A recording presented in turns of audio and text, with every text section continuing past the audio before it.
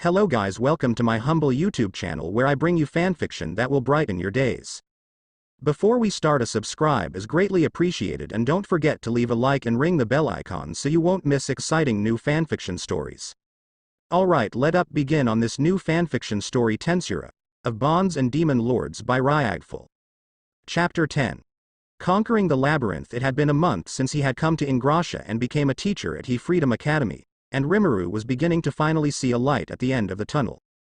Though he had searched in every library in Ingrasha, which were some of the largest in the world, he did not find much on the issue the summoned children were facing. He guessed if there was, Shizu or someone else would have found it by now and it wouldn't be an issue by now. Fortunately, he had gotten a general idea of what he needed to do, thanks to some simple deduction. Alright, everyone take a break, he shouted to the kids, who were busy sparring with each other. They were currently outside the city limits, where he had instructed them to do some mock battles in the hope that it would expend some of their unused energy. It didn't seem to be doing much if anything, but at least he hoped it kept them occupied and not dwell on their situation too much. Woo-hoo! Food! Shouted Ken as he rushed ahead of the group to where he set up a picnic. Hey, no fair, Ken! Shouted Alice after him. The group quickly and loudly made their way to where he was and began digging in with little manners. He shook his head with a fond smile, remembering someone else who did much the same. Ah, hey Teach, what's with that weird smile? Alice asked with a skeptical look. Ha ha, nothing, he said as he sat down. You lot just made me remember someone, he said a bit sadder. What dose? Alice wanted to say something more, but Gale quickly interrupted. Alice, it isn't nice to pry into other people's busyness, he scolded and looked at Rimuru. Sorry, she doesn't know when to stop. He just laughed it off, however, and said, no, it's fine. I should be focused here anyways, he said as he began eating. The other kids exchanged glances, looking like they decided to ask about it later. He mentally sighed, but was kinda happy too. He knew he was close to figuring it out. A week prior, after exhausting the libraries in both the Freedom Academy and the guild headquarters, he decided to try his luck and go out on a hunch. For that, he wanted to brainstorm with his advisors back in Tempest. Fortunately, going back proved much easier thanks to Vesta and his teleportation circles. Rimuru had learned how to set them up himself, and while a trip from Lune and Tempest would take a lot of energy, he had plenty. The journey was instantaneous too, so it was well worth it. Of course, he had to set up a temporary circle outside the city, otherwise the magical barrier would immediately detect its activation and he would be busted.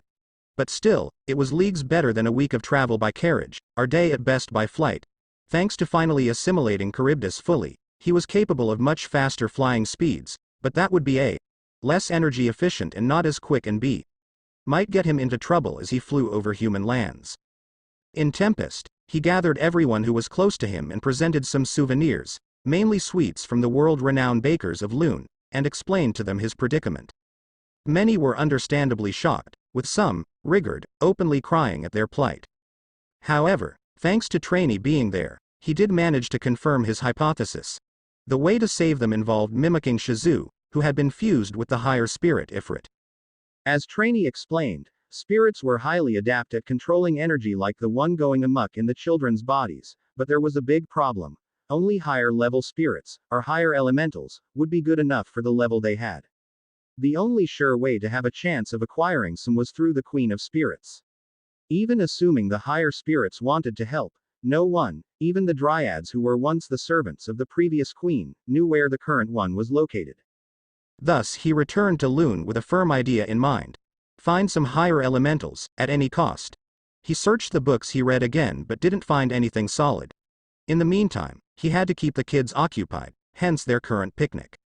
They spent some more time talking about various things when suddenly a screech echoed through the land.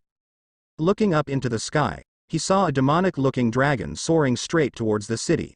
He quickly calmed the kids down when he saw them panicking. The dragon, he knew, had no chance of penetrating the city barrier. But the people outside the city were another thing. Near the gate entrance, he could see a long line of travelers and merchants still in customs. They would be sitting ducks to the monster, and so he decided to quickly take actions. Stay here, he told the kids, I need to do something. Are you crazy?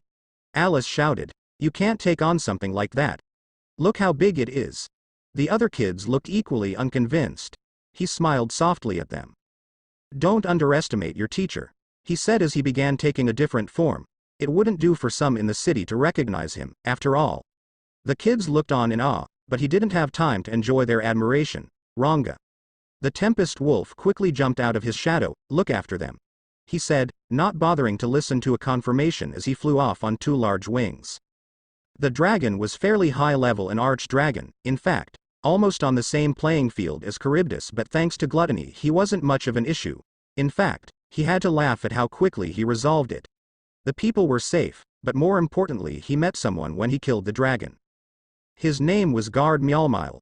Guard Mjolmile was a famous and well-connected merchant, famous, or infamous, through much of the Western nations. He was also the owner of several shops and was even known as a moneylender that even nobles would be wary of. When in Blumend, Rimuru had set up a good deal to have his potions set up in the market, but he needed a good, reputable merchant for that. Minister Velyard and Fuse immediately recommended Mjolmil. Rimuru trusted their judgment and had them contact the man, who was given special permission to purchase potions in Tempest at a premium and sell them himself. They both would make money and news would spread about their quality potions. As luck had it, or misfortune, some would say Mjolmil was now in Ingresha to sell the very same potions. He nearly got eaten by the dragon when Rimuru saved him.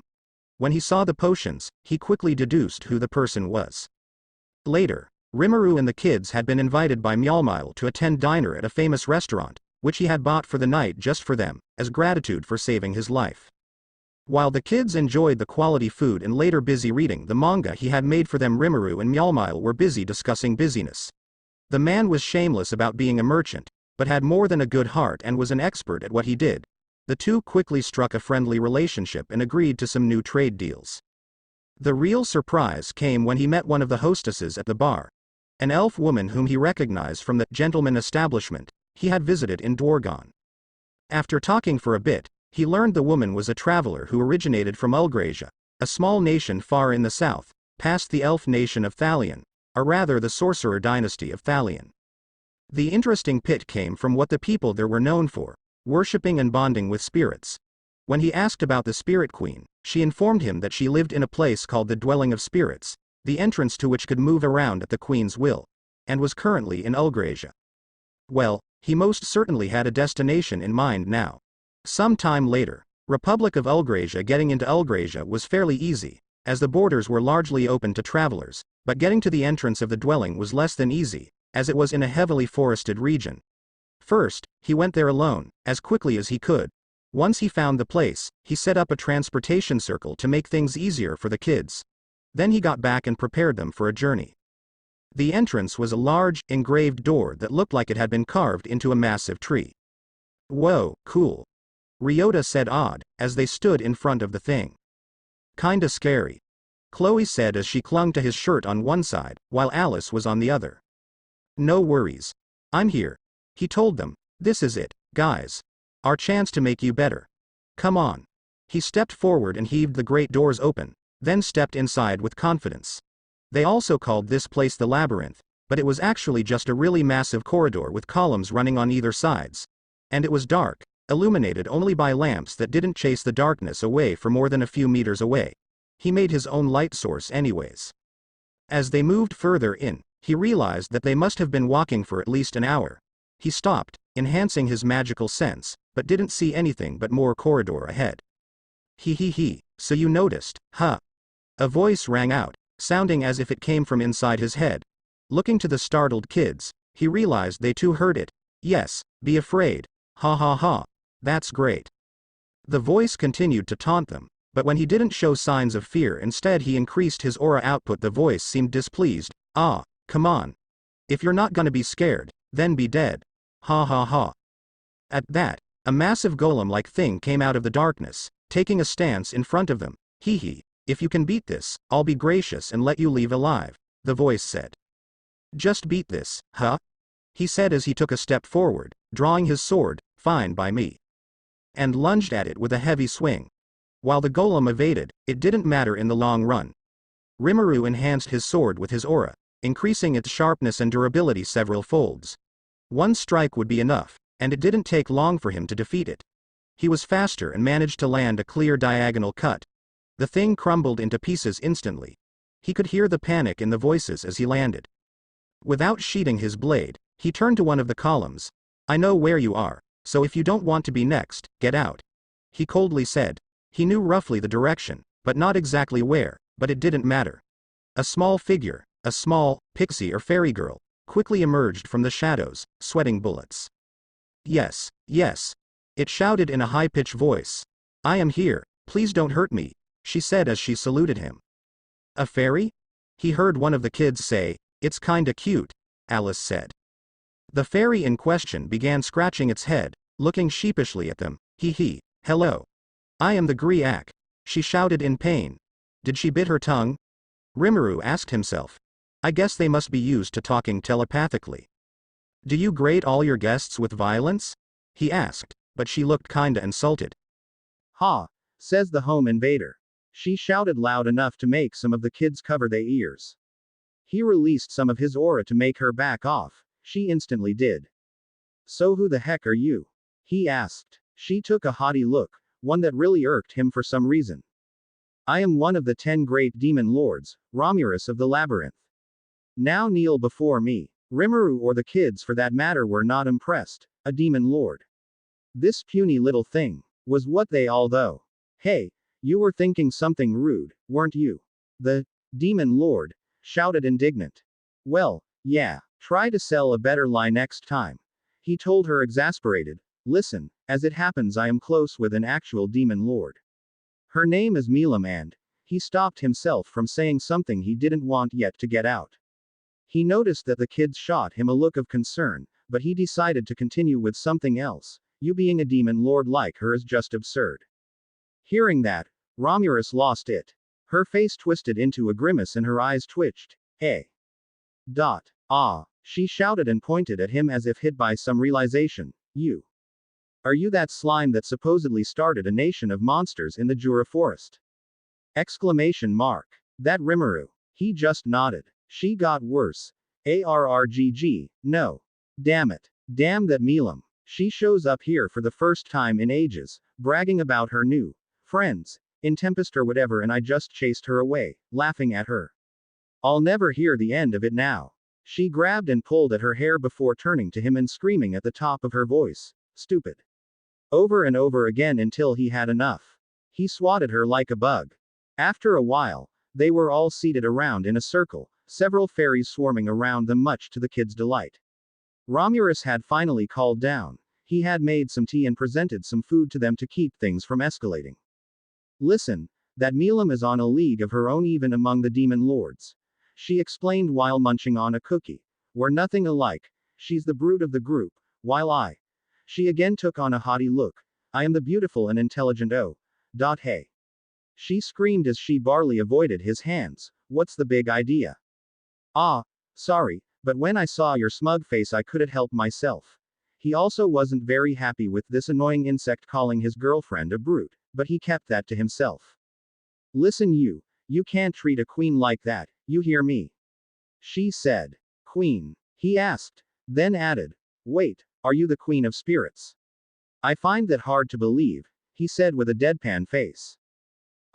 Yes I am," she protested. "How can a demon lord become the queen of spirits?" No, you got it backwards." Romulus quickly interjected. "I was the queen of spirits first. Then things happened, and I fell from grace," she said with a weird look on her face. "But I am still the queen of spirits. Always have, always will be." "Wait, always have," he said with some realization. "So you're the same queen the dryads of the Jura forest served?" Yeah, the dryads." She quickly replied. "I remember them. That was centuries ago, before the storm dragon was sealed. They were such cute little spirits back then. Especially that trainee." She giggled. Hearing that she knew trainee, Rimuru realized that the pixie, though annoying, was telling the truth. He did wanted to ask more, like what the thing was that caused her to fall from grace, but decided to move on with the reason they were there. He spent the next few minutes explaining the kid's situation and his own theories, and how he arrived at them. After listening, Romulus remained silent, with an aura or seriousness that he though didn't really match her personality but would surely match a queen of spirits. I see. Yes, I heard about these kind of things, she said as she flew over the kids, looking down at them with kind eyes. All right, I'll help ya out, she exclaimed. You will? Really? Woohoo. The kids all began shouting.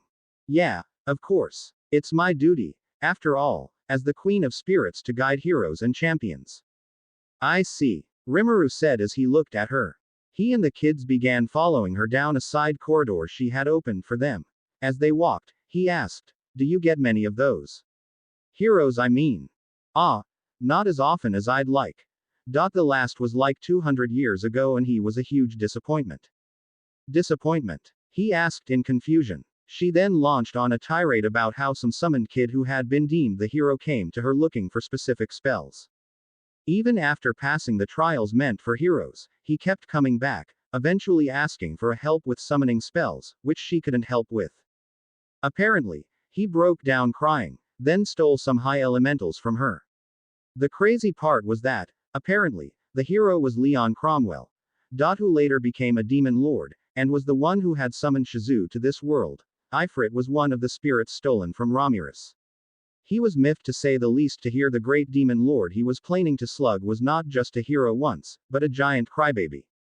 In any case, Romulus led them to a large chamber with a huge column in the middle from which extended several walkways that looked to be made of nothing but magicules.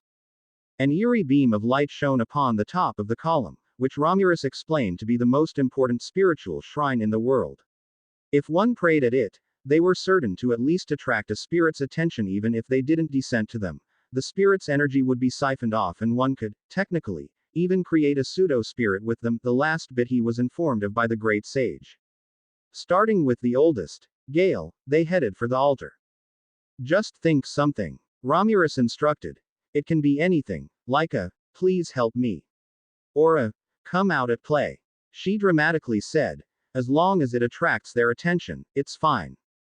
And so Gale knelt down on the platform and began praying. No spirit came at first, but numerous flakes of spiritual energy began descending down like snow.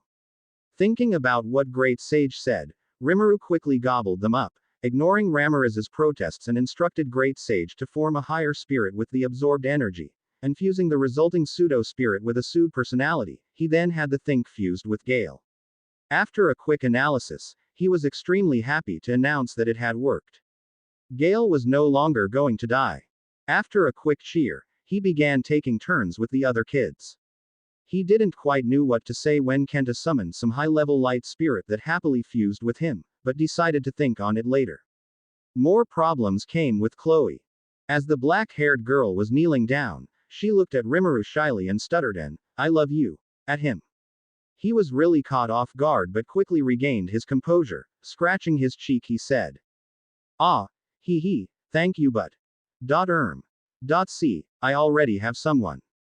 He told her. He also wanted to tell her she was his student and her age was barely even in the double digits, but refrained from it.